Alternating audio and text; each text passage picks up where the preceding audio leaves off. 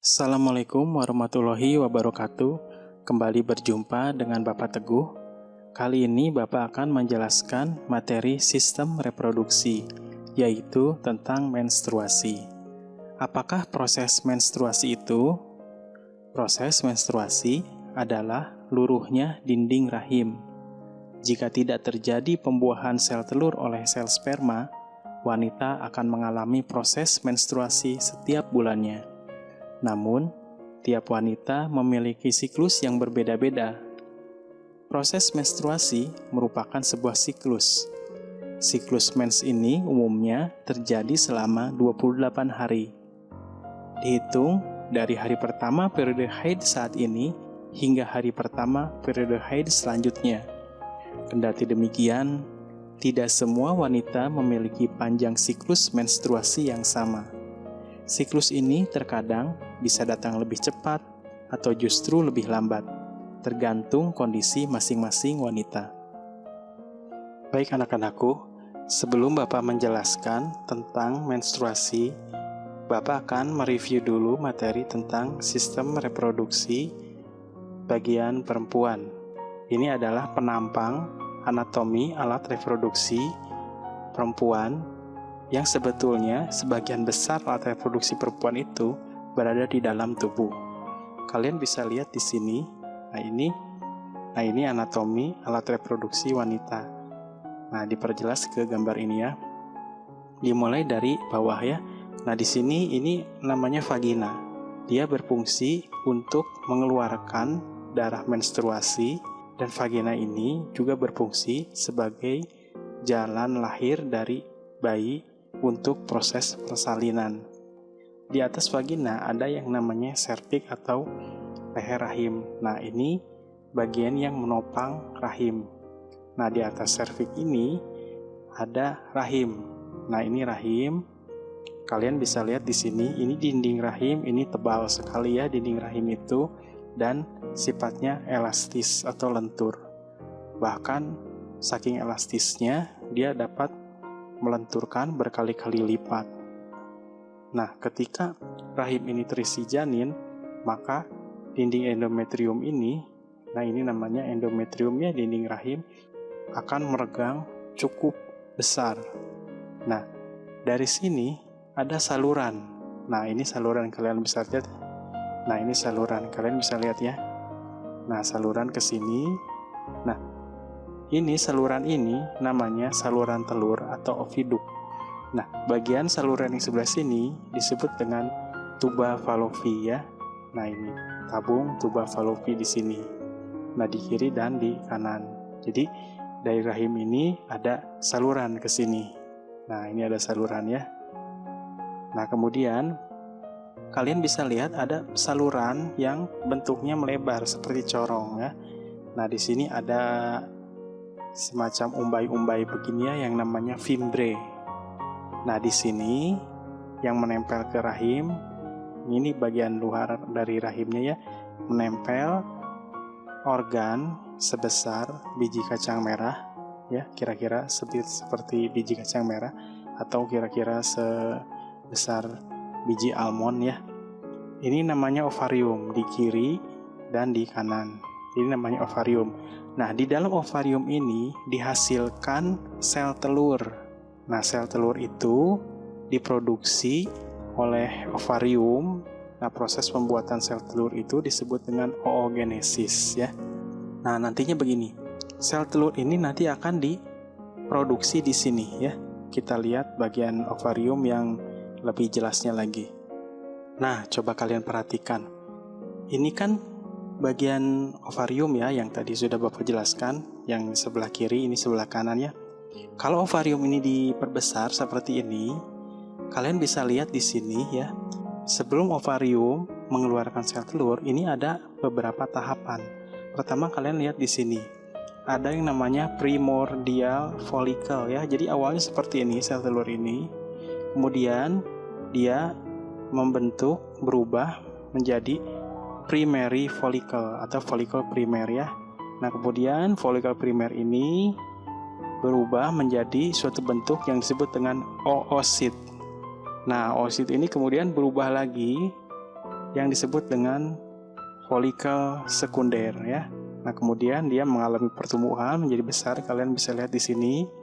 Nah, ini disebut dengan follicle graft ya. Nah, kemudian di sini kalian lihat ya, di sini. Sel telur yang ini nih, yang kuning yang ada titiknya ini sel telurnya ya. Dia lepas ya. Sel telurnya lepas kemana? Ya, sel telurnya lepas dari ovarium ini, lepas ya. Nah, proses pelepasan sel telur ini disebut dengan ovulasi. Ya, paham ya? Jadi ketika sel telur sudah lepas, nah, cangkang yang membungkus sel telur ini, ya Bapak mengatakan cangkangnya itu, ya, itu namanya corpus luteum ya. Nah, ini corpus luteum. Nah, kemudian corpus luteum itu akan berdegenerasi ya menjadi namanya corpus albicans. Ini corpus luteum itu sudah kehilangan sel telur.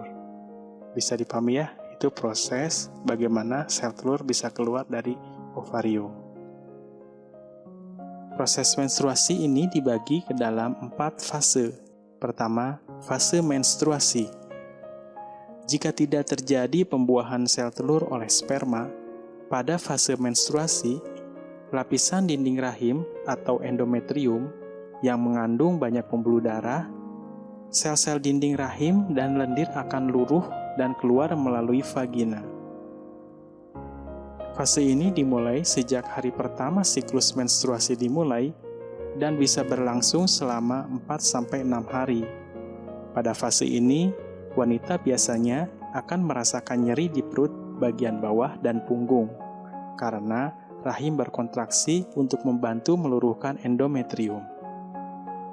Yang kedua, fase praovulasi.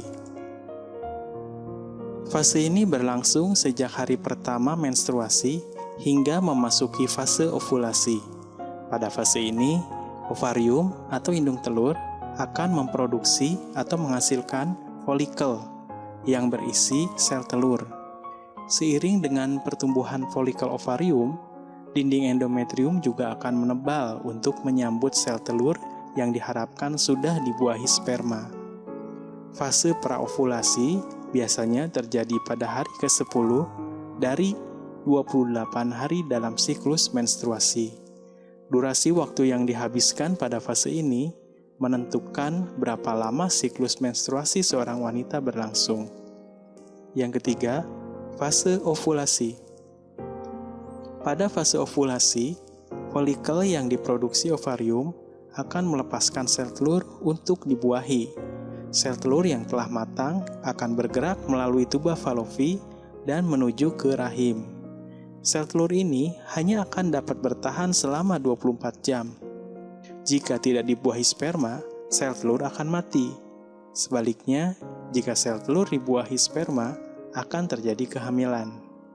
Fase ovulasi menandai masa subur wanita. Ovulasi biasanya terjadi 2 minggu sebelum siklus menstruasi berikutnya dimulai. Fase keempat adalah fase pasca ovulasi.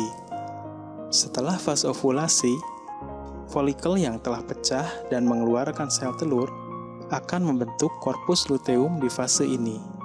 Korpus luteum akan memicu peningkatan hormon progesteron untuk mempertebal lapisan dinding rahim.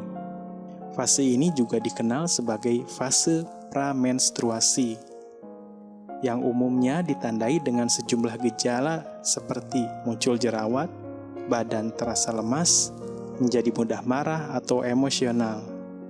Proses menstruasi ini terus berputar dan berakhir ketika seorang wanita sudah memasuki masa menopause. Biasanya, menopause terjadi saat wanita berusia 40 tahun ke atas. Oke, Bapak akan menjelaskan mengenai siklus menstruasi ya. Nah, coba kalian perhatikan gambar berikut ini ya. Jadi maksudnya begini ya. Nah, coba kalian perhatikan gambar berikut ini. Nah, kalian lihat di sini ada garis yang horizontal ke sini. Ini merupakan hari ya. Nah, di sini kalian bisa lihat nih hari pertama, hari kedua, hari ketiga, hari keempat dan seterusnya sampai hari ke-28 ya. Kita anggap siklus normal menstruasi tiap wanita itu rata-rata 28 hari.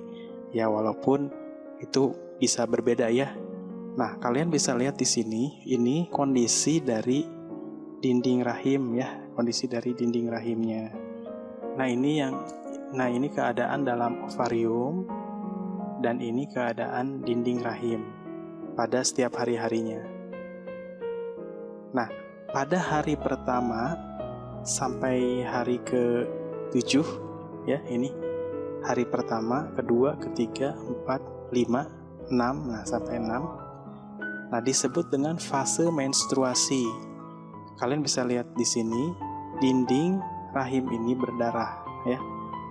Kan kalau menstruasi itu kan proses keluarnya darah. Nah, ketika wanita mengalami menstruasi, fase menstruasi, maka dinding rahimnya akan berdarah. Rata-rata dari hari pertama sampai hari ke-6 di sini ya, 5 sampai 6. Nah, bagaimana kondisi dari siklus ovariumnya? Nah, di sini folikel dibentuknya folikel primer ya. Nah, pada ovarium dibentuk folikel primer. Nah, kemudian pada hari ke-6 sampai hari ke-13 ya, itu disebut dengan fase praovulasi. Nah, dinding rahim ini sudah membaik ya, sudah sembuh dari lukanya. Nah, pada siklus ovarium terbentuk folikel sekunder. Nah, kemudian berkembang menjadi folikel de Graaff. Nah, kemudian pada hari ke-14 itu terjadi fase ovulasi. Ovulasi itu adalah lepasnya sel telur dari ovarium. Jadi ya, indung telur ini ya, organ untuk menghasilkan sel telur ini, dia melepaskan sel telur. Nah, pelepasannya ini disebut dengan ovulasi pada hari ke-14. Bagaimana kondisi dinding rahimnya? Dinding rahimnya dia mau menebal ya. Kalian lihat ini kan, ini dari ketebalannya ini kan tipis ya karena dia terluka. Nah, dia akan menebal kan. Rentang waktu ini disebut dengan fase pasca ovulasi ya. Jadi sel telurnya sebetulnya ini udah keluar dari ovarium. Kemana keluarnya? Keluarnya ke saluran telur atau disebut dengan tuba Fallopi. Jadi si sel telurnya, nah selama periode ini dia bergerak ya, bergerak di dalam saluran telur ya. Dalam ovarium sendiri karena sel telurnya sudah keluar, nah pembungkus sel telur ini berubah menjadi suatu bentuk yang namanya corpus luteum ya. Jadi ini sudah kehilangan sel telur. Nah, bagaimana kondisi dinding rahimnya? Kalian lihat kondisi dinding rahimnya ini semakin menebal ya. Nah, pada fase 28 ini dimulai kembali siklus menstruasi atau proses meluruhkan dinding rahim sehingga mengeluarkan darah. Nah, ini terulang lagi siklusnya. Nah, bagaimana ini bisa terjadi? Mengapa ini? Itu disebabkan suatu zat kimia yang disebut dengan hormon. Nah, kalian lihat di sini, ini adalah hormon ya. Nah, yang hijau ini adalah hormon FSH, yaitu follicle stimulating hormone. Nah, yang warna oranye ini disebut dengan hormon estrogen. Nah, yang warna merah itu namanya hormon LH. Dan yang biru ini disebut dengan hormon progesteron. Nanti dijelaskan apa fungsi dari hormon-hormon ini. Nah, kalian bisa lihat di sini hormon ini naik turun ya. Hormon ini naik turun produksinya. Jadi proses menstruasi ini dipengaruhi oleh beberapa hormon. Pertama, hormon estrogen. Hormon estrogen berperan penting dalam pembentukan fisik dan organ reproduksi wanita. Misalnya dalam menumbuhkan kelenjar payudara dan rambut di sekitar organ intim, memproduksi sel telur di dalam ovarium, serta mengatur siklus menstruasi. Estrogen akan meningkat pada fase ovulasi dan menurun pada fase pasca ovulasi. Yang kedua, hormon progesteron. Salah satu fungsi hormon progesteron adalah merangsang lapisan dinding rahim untuk menebal dan siap menerima sel telur yang telah dibuahi.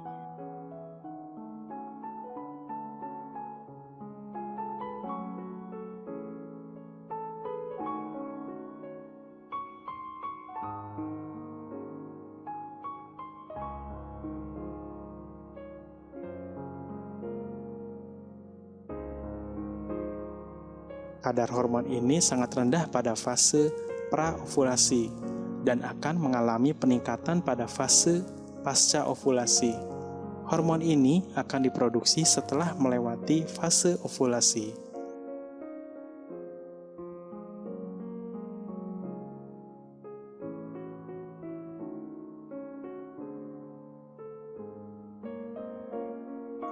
Yang ketiga adalah FSH atau Follicle Stimulating Hormone. Hormon ini berperan dalam memproduksi sel telur. Dalam siklus menstruasi, kadar hormon ini akan meningkat sebelum fase ovulasi. Selanjutnya adalah luteinizing hormone atau yang disingkat LH. Hormon ini berfungsi merangsang ovarium untuk melepaskan sel telur selama ovulasi. Jika sel telur bertemu sperma dan dibuahi, hormon ini akan merangsang korpus luteum untuk memproduksi hormon progesteron. Proses menstruasi yang normal akan terjadi dengan fase-fase seperti yang disebutkan sebelumnya, dan berlangsung secara teratur tiap bulannya. Jika proses menstruasi kalian tidak berjalan normal, ada gangguan saat menstruasi, segeralah konsultasi ke dokter untuk mendapat penanganan yang tepat.